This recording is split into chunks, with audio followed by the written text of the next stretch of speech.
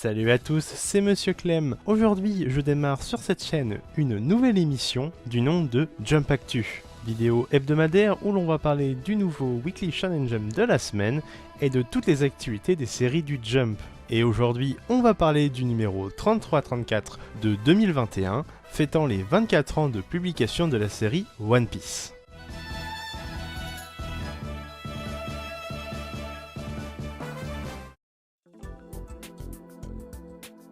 Du coup, on commence les actualités avec One Piece qui s'est offert cette semaine le Lead Color. Avec Luffy dans une combinaison spatiale, avec brodé le nom de la JAXA. Alors, pour ceux qui ne sauraient pas ce que c'est que la JAXA, c'est l'agence spatiale japonaise, c'est à peu près comme la NASA aux États-Unis. Cela est dû à la sortie du tome 100 de One Piece, qui doit sortir pour début août, où une collaboration avec l'agence est donc prévue, mais aussi d'autres annonces qui sont disponibles sur le site We Are One pour ceux que cela intéresse. Je vous laisse le lien en description, j'en reparlerai plus en détail dans le prochain numéro. Toujours avec One Piece dans le Jump, on retrouve une planche de Où est Charlie qui, pour l'occasion, se passe dans l'univers de One Piece. C'est très sympa et je vous conseille de le faire en cherchant Charlie et aussi les membres de l'équipage dessinés pour l'occasion dans le style de Charlie.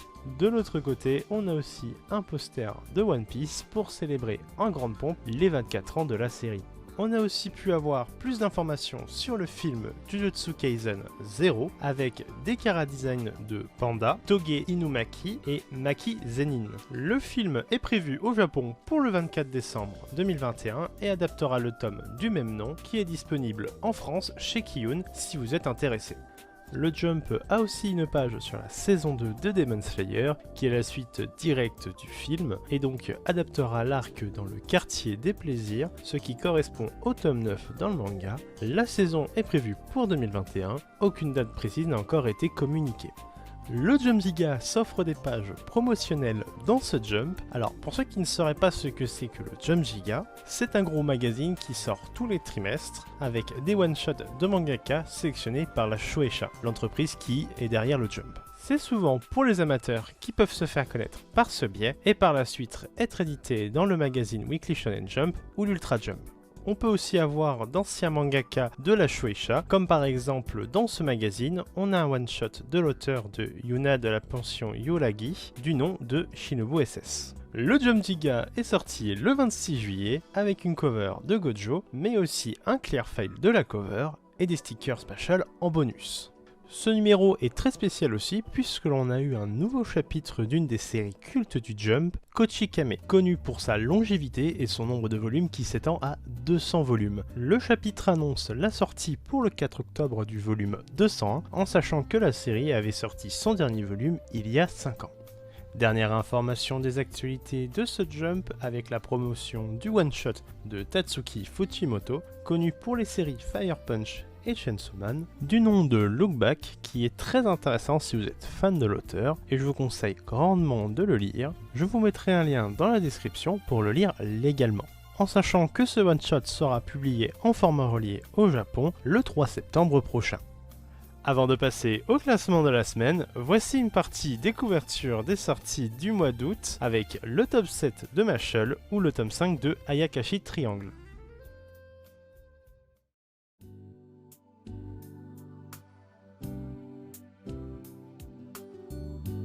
Maintenant, passons au classement de la semaine, qui est un peu spécial vu que l'on a plein de séries pas présentes quotidiennement dans le Jump. Mais elles ne seront pas classées dans le classement global, qui est régi, elle, par les votes des lecteurs. Du coup, commençons par les non classés de la semaine. On commence avec les absents de la semaine, avec Jujutsu Kaisen, qui reprendra dans le Jump 35, et aussi Hunter x Hunter. Bon, celui-là c'est un peu spécial, vu que lui est absent depuis à peu près 2 ans.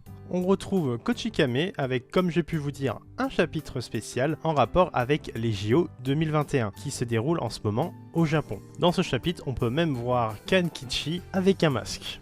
On note aussi la présence du chapitre de Shokugeki no Sanji, qui est un spécial de One Piece fait par les auteurs de Food Wars. Il est axé sur le personnage de Sanji avec un style très Food Wars. Ce mélange est incroyable et pour l'occasion, il s'accompagne même d'une belle page couleur.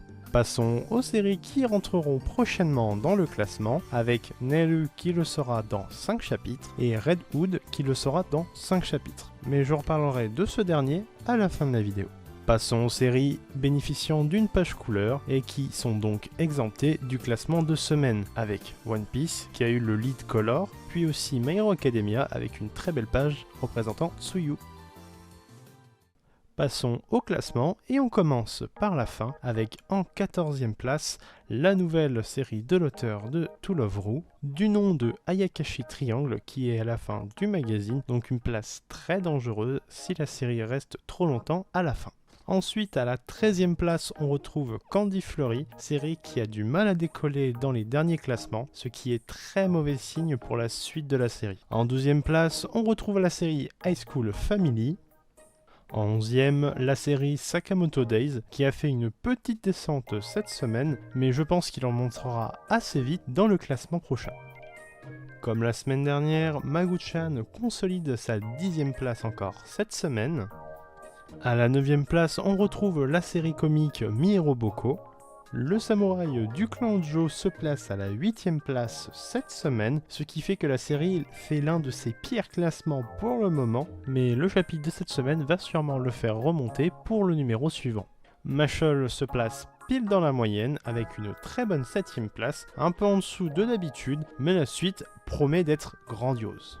Witch Watch se place 6e cette semaine, suivi de la série Blue Box, qui fait encore une présence dans les 5 premiers. Très bonne réussite pour cette série qui a reçu rapidement un deuxième lead color. Et en 4e place, on retrouve Mission Yozakura Family, suivi ensuite en 3e place de la série Black Clover.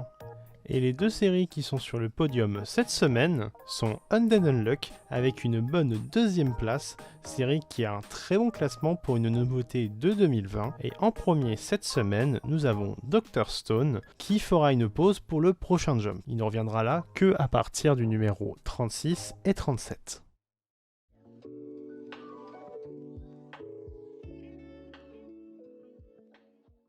Avant de passer au preview de la semaine prochaine, je vais donner mon avis sur les chapitres de certaines séries du Jump. Pour ce numéro, il n'y en a pas beaucoup, mais dans le futur, je couvrirai beaucoup plus de séries. On va commencer avec Sakamoto Days et son chapitre 32.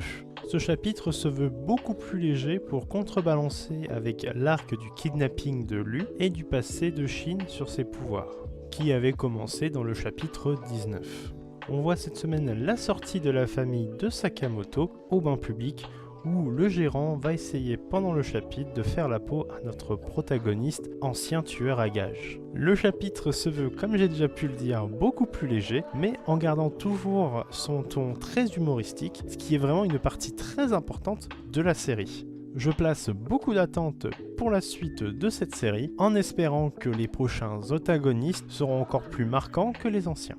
Passons à Blue Box avec son chapitre 14. Chapitre 14 qui est la sortie tant attendue à l'aquarium vu que Taiki, notre protagoniste, a gagné son match de badminton contre Ichiro et donc a gagné une visite de l'aquarium avec Shinatsu, son coup de cœur. Le chapitre reste ancré dans le cliché du premier rendez-vous avec des gros guillemets qu'on peut retrouver souvent dans ce genre de série, avec du coup un rapprochement entre les deux personnages, vivement la suite pour suivre leur relation et le développement pour arriver jusqu'au national d'été. Passons à Mashle et son chapitre 71 qui est dans la même ligne que ceux sortis avant lui. On est toujours pendant le tournoi des Visionnaires Divins, où Mash, suite à sa victoire contre Margaret Macaron, il se fait attaquer par les Innocents Zéro qui veulent mettre la main sur lui. S'ensuit un combat entre Wahlberg et le chef des Innocents Zéro, et au moment où le combat semblait perdu pour le proviseur de l'académie, Mash arrive pour se battre contre le chef des Innocents Zéro. Après que ce dernier quitte l'endroit, il invoque une bête colossale que nos protagonistes vont devoir battre dans les prochains chapitres. Avec ce chapitre, Mashle nous donne encore plus de background à la série et un développement de son univers, ce qui est vraiment le bienvenu. Hâte de voir la bataille contre ce monstre qui semble surpuissant. Pour finir avec les reviews des chapitres, on va parler des 4 premiers chapitres de Red Hood, vu que les 4 premiers chapitres font partie tous du premier arc. Donc revenons à la base. On nous raconte une histoire dans un monde où le plus grand danger de l'humanité est de se faire manger par un loup-garou. On suit l'histoire de Velou, jeune homme vivant dans un hameau du nom de Kazoka, où le nombre de disparitions augmente dangereusement. Mais pour faire face à cette menace, le maire du village a appelé la guilde des chasseurs. C'est là qu'on fait la connaissance de la mystérieuse jeune fille du nom de Grim. Et par la force des choses, Velou et Grim vont faire équipe pour chasser les loups-garous qui rôdent autour du village. Ou bien, ceux qui sont déjà métamorphosés en villageois, qui sait. Dans mon synopsis, j'ai été le plus évasif possible, pour la simple et bonne raison que la série mérite d'être découverte. Et l'avis que j'ai sur cette série est que par son style graphique et son histoire qui va à l'opposé des séries présentes dans le Jump, on a là une des séries les plus prometteuses de cette année. Après, à voir comment cela va être développé dans le futur, que ce soit l'univers ou la personnalité de Velou, face à des loups-garous toujours plus puissants les uns comme les autres.